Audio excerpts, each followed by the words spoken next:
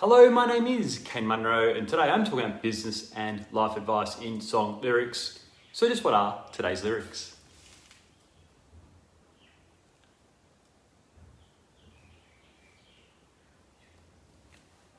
Now I remember when I was a kid, maybe 7 years old, and I came home from my first ever night of training at a sport, which for me was soccer. And my mum asked me how it went.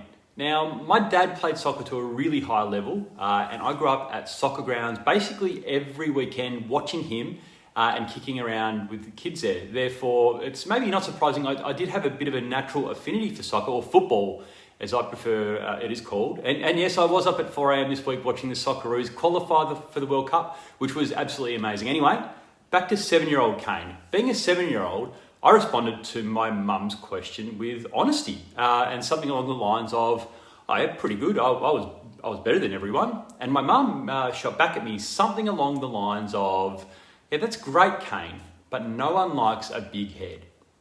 I mean, she definitely said the big head part. The rest I'm not exactly sure about, but she definitely said the big head part. And that's stuck with me ever since. That's 35 or 36 years ago now, and I still remember it pretty vividly. I remember how it was in the house.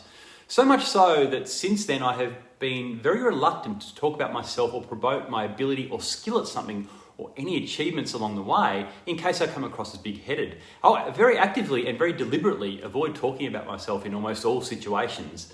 Now, this natural avoidance makes it very hard when you're trying to progress in a career or running your own business. When promoting what you can actually do is maybe the difference between new clients and actually having no clients. Now, promoting what you can do without coming across as bragging and or arrogant is sometimes really hard. We are all often judged by other people, and we're judged on two main things: warmth and competence. So if we overplay our competence, people think we're cold, and that's where we come across as arrogant, etc., or big-headed. So I'm slowly learning that the best way is to combine the communication of competence with some warmth or friendliness to get your point across. What does this practically look like though? It might be something along the lines of, "I'm really looking forward to working with you because I have assisted so many clients just like you."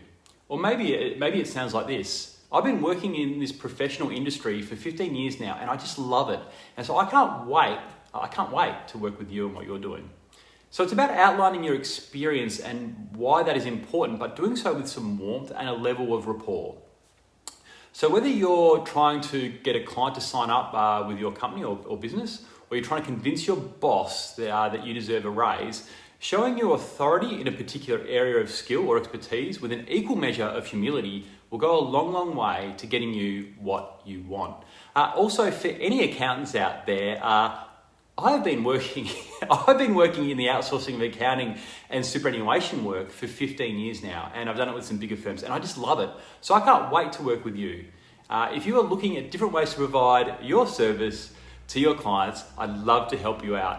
Now, I hope that doesn't sound too big-headed, Mum.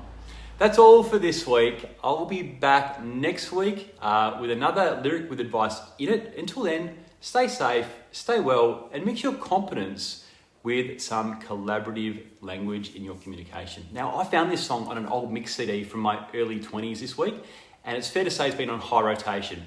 Check it out at the link in the notes below.